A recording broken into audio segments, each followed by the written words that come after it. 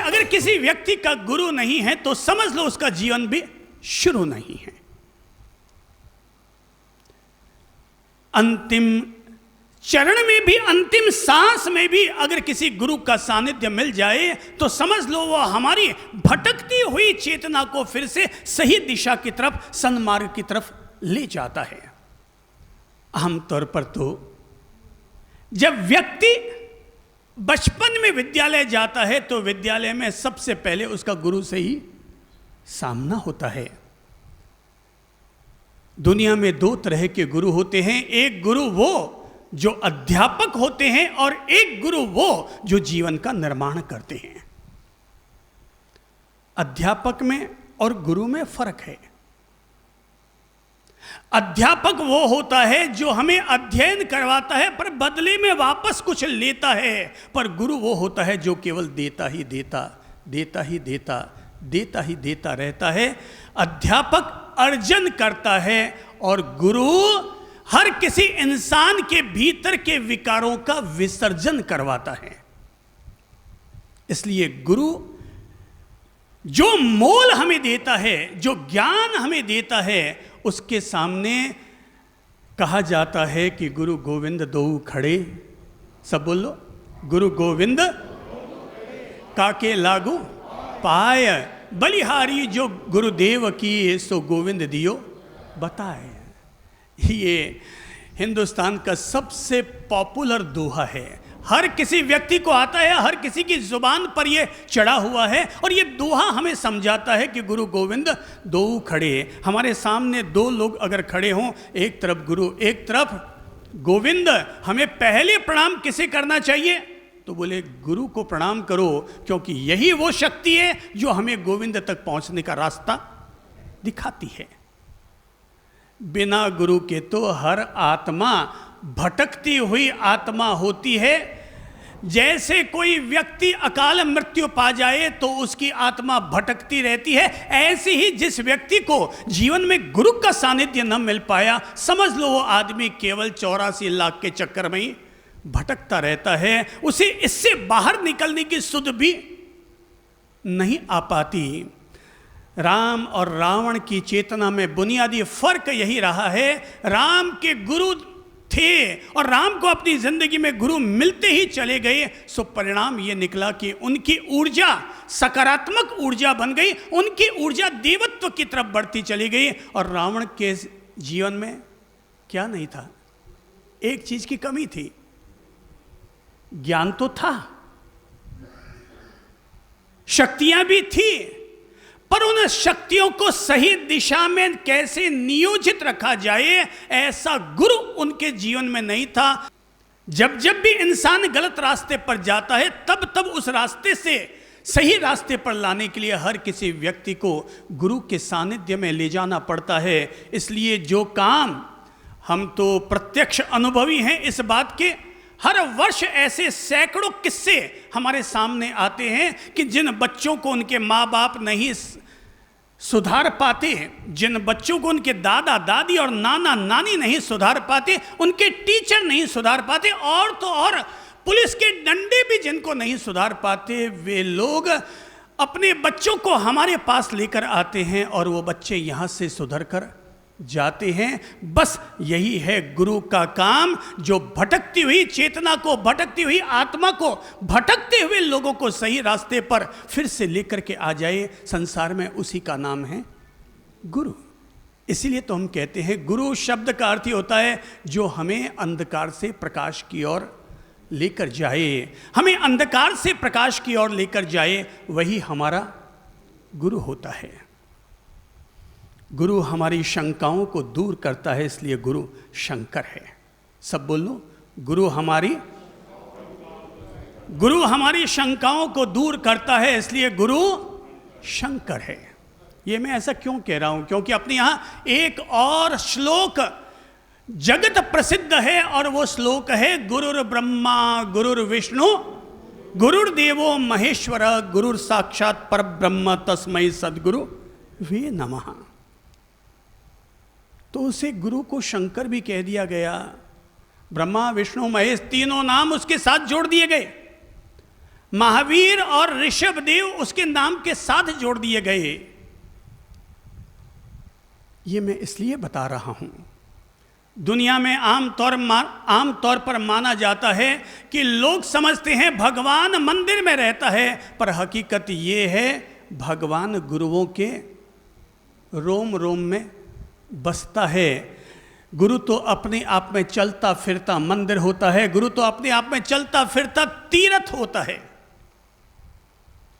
क्योंकि उसके सांस सांस में प्रभु का निवास होता है। वो अपनी सांसों में आपने अपना पायजामा सुई धागे से पिरोया है, पर संत और गुरुजन अपनी देह का पायजामा प्रभु के नाम को अपनी सांसों के साथ पिरो करके और इस तन के जामे को तैयार करते हैं। इसलिए कहते हैं मन मथुरा दिल द्वारिका, द्वारिका काया काशी जान, 5 तत्व का पूतला या में ज्योत पिछाण। बहुत अच्छा दुआ है, सब लोग बोल लो, मन मथुरा दिल द्वारिका। सब बोलो, मन मथुरा दिल द्वारिका काया काशी जान। मन मथुरा दिल द्वारिका काया काशी जान, 10 द्वारिका पूतला, 10 द्वारे का पूतला या में ज्योत पिछाण। इसमें रहने वाली ज्योत को पिछानो। और ये जो ज्योत पहचानने वाला, ये ज्योत की पहचान देने वाला अगर कोई तत्व है तो वो है गुरु। मैंने कहा गुरु हमारी शंकाओं को दूर करता है, इसलिए गुरु हमारा शंकर है। गुरु हमारे विकारों के विष का नाश करता है, इसलिए गुरु हमारा विष्णु है। गुरु हमारे भ्रम को दूर करता है, इसलिए गुरु हमारा ब्रह्मा है। गुरु हमें दुर्गति से बचाता है, इसलिए गुरु हमारा दुर्गा है। गुरु हमारे भीतर की कमजोरियों पर हमें विजय दिलाता है, इसलिए गुरु हमारा महावीर है। गुरु हमारा गुरूर दूर करता है, इसलिए वो गुरु है। यही वो महान शक्ति है जो भीतर के घमंड को, भीतर के अहंकार को दूर करता है। जब जब वक्त पड़ा है, हजारों किस्से भरे पड़े हैं जब इंसान की रुकी हुई अवरुद्ध चेतना को मुक्ति का द्वार खोलने के लिए गुरु ने बहुत बड़ा काम किया है। याद कीजिए, बाहुबली जी को याद कीजिए, जो लगातार 12 वर्ष से साधना में खड़े थे, मगर उनको परम ज्ञान प्राप्त नहीं हो पा रहा था। लगातार 12 वर्ष से खड़े थे पहाड़ की चोटी पर, जिनके नाम से आज भी गोमटेश बाहुबली कर्नाटक में दुनिया की सबसे विशालतम मूर्तियों में एक मूर्ति वहां पर विराजमान है। और वो गोमटेश बाहुबली खड़े थे 12 वर्ष से साधना में, मगर फिर भी उनको परम ज्ञान हासिल नहीं हो पाया। कहते हैं कि उनके शरीर पर भी लताएं उग आई थी, जीव जंतुओं ने अपने घर बना लिए थे। इतनी कठिन दुर्धर्ष साधना के बावजूद उनको परम ज्ञान हासिल न हो पाया। तब एक ने गुरु की भूमिका अदा की और वो गुरु निकले भगवान ऋषभदेव, प्रथम आदि योगी ऋषभदेव। और उन्होंने तब उनकी बहनों से कहा था, ऐ बिटियाओं, ऐ मेरी प्यारी आर्य साध्वी सुपुत्रियों, अगर तुम एक मेहरबानी कर सको तो करो। तुम जाओ अपने भाई के पास, ब्राह्मी और सुंदरी से कहा था कि जाओ अपने भाई के पास और जाकर के उसे सत्य का बोध कराओ और उसे बताओ कि हाथी के हौदे पर बैठे रहने से किसी को भी परम ज्ञान, केवल ज्ञान हासिल नहीं हो जाता। और तब वो दोनों बहनें आती है अपने भाई के पास और आकर के कहती है कि बीरा मारा गज थकी उतरो, गज चढ़िया केवल न होई रे। ए बाहुबली, ए मेरे बीरा, हाथी से नीचे उतरो। हाथी पर, हाथी के हौदे पर चढ़े रहने से किसी को भी परम ज्ञान हासिल नहीं होता। ये शब्द बार बार वो बाहुबली को सुनाती है। जैसे कोई व्यक्ति नवकार मंत्र का जाप करता है, जैसे कोई व्यक्ति गायत्री मंत्र का जाप करता है, वैसे उन्होंने जाप करते हुए ही ये लाइनें बार बार बाहुबली को सुनाई, ताकि साधना निष्ठ उस बाहुबली के कान में उनके शब्द उतर सकें। और आखिर वे शब्द उतरे और उतरने से बाहुबली की तब आत्मा जगी और उनके मन में आया, अरे मैं कौन सा हाथी पर चढ़ा हुआ हूँ, अरे मैं किस हाथी पर चढ़ा हुआ हूँ जो मेरी बहनें कह रही है कि हाथी के हौदे से नीचे उतरो। विचार किया, चिंतन किया। ध्यान रखो, गुरु हमें आत्मचिंतन का अवसर देता है। गुरु हमें आत्मचिंतन का अवसर देता है, आत्मचिंतन के द्वार खोलता है, आत्मचिंतन की खिड़कियां खोलता है, जो हमारे चिंतन को खोल दे और चिंतन के जरिए हमारी चेतना को जगा दे। दुनिया में उसी का नाम गुरु होता है। और तब बाहुबली ने विचार किया, करत करत करत करत चिंतन। श्रीमद् राजचंद्र ने कभी एक बहुत 2 शब्द में खास तौर पर एक बात कही कि कर विचार तो पाम। शब्द बोलिए सभी, वापस बोलिए, कर विचार तो पाम। किसी भी चीज पर बार बार बार बार विचार करोगे तो अपने आप निष्कर्ष तक पहुंच जाओगे। उन्होंने भी कर विचार तो पाम, उन्होंने चिंतन किया और करते करते उनको आत्मबोध हो गया और उनके मन में आया, बिल्कुल ठीक कहा मेरी बहनों ने, मैंने अपने से पूर्व दीक्षित हुए भाइयों को वंदन करने के लिए नहीं गया, बस यही अहंकार मुझे अब तक सालता चला जा रहा था, काटता चला जा रहा था। आज मैं जाता हूं अपने पूर्व दीक्षित छोटे भाइयों को नमन करने के लिए। बस जैसे ही उनके मन में नमन का भाव पैदा हुआ, 2 कदम आगे बढ़ाए। 2 कदम आगे क्या बढ़ाए, उनके जीवन का अंधेरा दूर हो गया, उनके जीवन में उजाला फैल गया और बाहुबली केवल ज्ञान के मालिक बन गए। वंदन इंपॉर्टेंट नहीं, यहां भाव पैदा हो गया, वो भी अपने आप में काम कर जाता है। बाहुबली का अहंकार तोड़ा। गुरु का काम ही है डंडा टिकाना।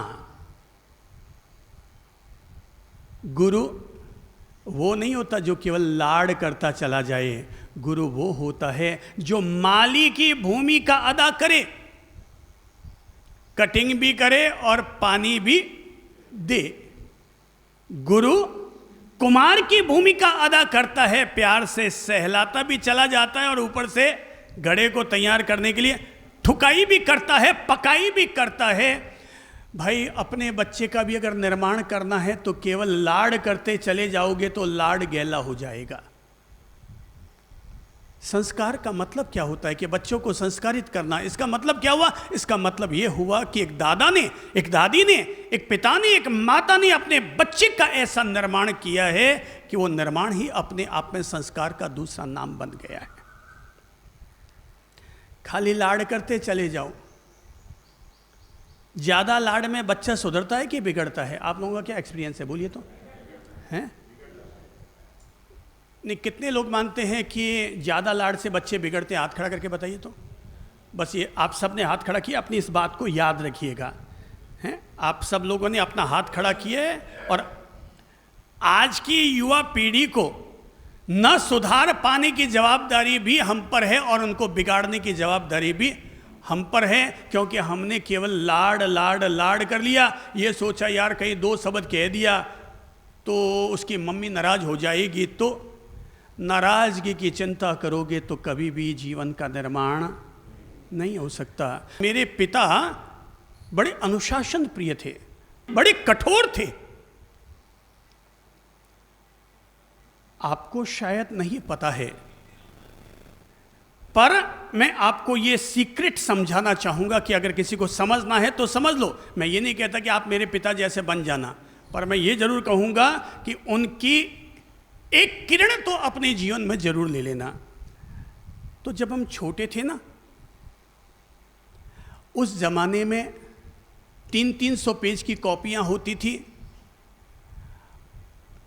300 पेज की कॉपी की जब वो जंचाई कर रहे होते, उस समय अगर एक भी गलती आ जाती, कितनी? एक का मतलब समझते हैं? अपन एक को तो बिल्कुल इग्नोर ही कर देते हैं। एक का मतलब एक ना बाबा, एक के आगे 0 लगाओ, कितने होते हैं? तो एक का मतलब एक कितने हुए भाई साहब? 10 0 लगा दो, पर एक का नहीं है तो सब जीरो के जीरो, पर एक के आगे एक जीरो लगाओ ये तो 10 गुनी ताकत बढ़ गई, 100 एक और जीरो लगा दोगे तो 100 बन जाएगा, एक और जीरो लगाओगे तो 1000 बन जाएगा। बस मेरे पिता को पता नहीं, यही प्रिंसिपल समझ में आ गया होगा, इसलिए उन्होंने तय कर लिया मैं एक गलती नहीं होने दूंगा ताकि आगे वाले जीरो की संभावना ही न बचे। और तब मुझे अब भी याद है, उस ज़माने में प्लाटो पेन होता था करेक्शन करने के लिए, लिखने के लिए, तो जो प्लाटो पेन हमारे हाथ से लेते थे करेक्शन करने के लिए, वो पूरी कॉपी पढ़ते चले जाते। भूल से भी कहीं एक गलती रह गई तो जो प्लाटो पेन की निब वाले पेन होते थे वो सीधा पेन हमारी जांग में घुसेड़ देते और जांग में से, जंगा में से खून आने लगता और मुश्किल ये होती हम रो भी नहीं पाते थे, क्योंकि अगर हम रोते तो एक थप्पड़ और पड़ती थी, चुप। अब रोना भी हमारे लिए मना था। तब हो सकता है मैंने भी अपने पिताश्री को मन में कई गालियां दी ही होंगी, कोई उनकी मैंने उस समय पूजा तो नहीं की होगी जब उन्होंने मेरे एक जांग में प्लाटो पेन की निब घुसेड़ी होगी, तो उस समय मैंने ये नहीं कहा होगा कि त्वमेव माता च पिता त्वमेव बंधुश्च सखा त्वमेव, मैंने इस तरह की प्रार्थना तो उनके लिए कभी नहीं की होगी। और वो जांग में सीधा वो प्लाटो पेन की निब घुसेड़ देते थे।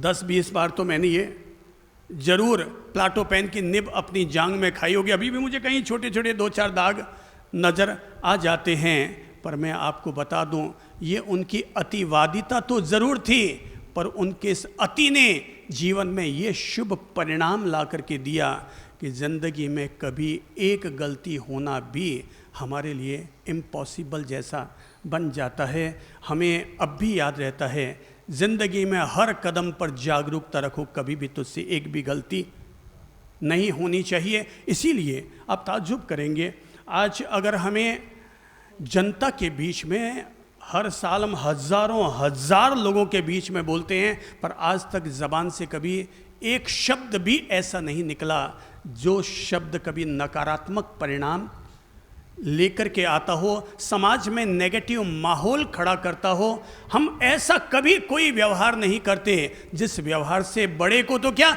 छोटे बच्चे को भी या स्टाफ को भी दिल को ठेस पहुंच जाए। गलती होना नामुमकिन हो जाना चाहिए।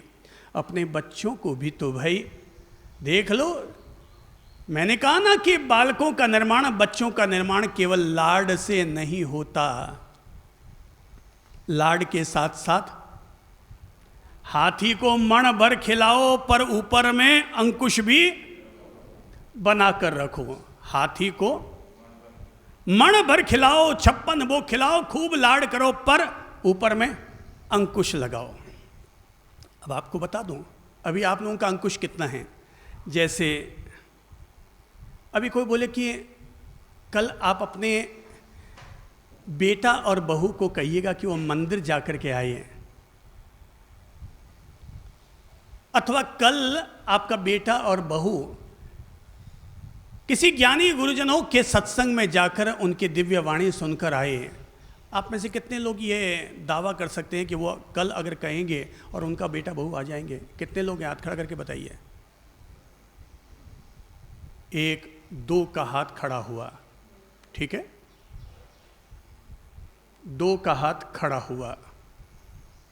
इन्होंने 2 ने तो दावा किया, पर बाकी लोग क्वेश्चन खड़ा कर रहे हैं अपने आप पर कि मैं कहूं वो कहना मानेंगे या नहीं मानेंगे। उनको खुद को अपने आप पर भरोसा नहीं है। और हकीकत यह कि जिन 2 ने भी हाथ खड़ा किया है ना, वो भी अगर कल कह के देख लेंगे तो वो भी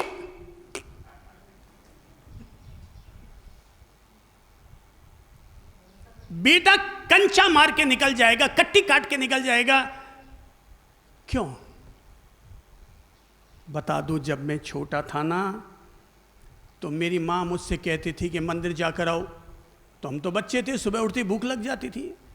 माता जी कहती कि जब तक मंदिर जाके नहीं आओगे मैं नाश्ता नहीं दूंगी। अब नाश्ता नहीं दूंगी, हम रोते रहते, झींकते रहते, बोले रो चाहे झीक कुछ भी कर, मंदिर जाके नहीं आएगा तब तक नाश्ता नहीं दूंगी। अब बताओ मरता जाएगा कि नहीं जाएगा? जाएगा। पर हम भी शैतान कम नहीं थे, घर से निकल जाते, 2 मिनट घूम घुमा के आ जाते, बोले नाश्ता दो, मंदिर जाके आ गया, बोले टिकी कहाँ है? बोले टिकी तो नहीं है। बोले टिकी लगा के है ही नहीं, बोले वापस जा। तेरा प्रूफ क्या है कि तू मंदिर जाकर आया है? और तब मैं जाता था, मुझे अभी भी याद है, मुझे मैं नहीं पता कि मैंने भगवान जी को कभी धोख लगाई कि नहीं लगाई, पर हाँ टीकी जरूर लगा के आता, क्योंकि मुझे भगवान जी से मतलब नहीं होता, मुझे तो मेरे नाश्ते से मतलब होता था। भाई तब की बात मुझे मजाक लगती होगी, पर माँ के द्वारा ये टीकी लगाने के नाम पर बार बार जो हर रोज मंदिर भेजा जाता था, उसका ये पुण्य परिणाम निकल कर आया कि चंद्रप्रभ आज संत है। उन टीकियों का ये परिणाम है कि चंद्रप्रभ आज संत है।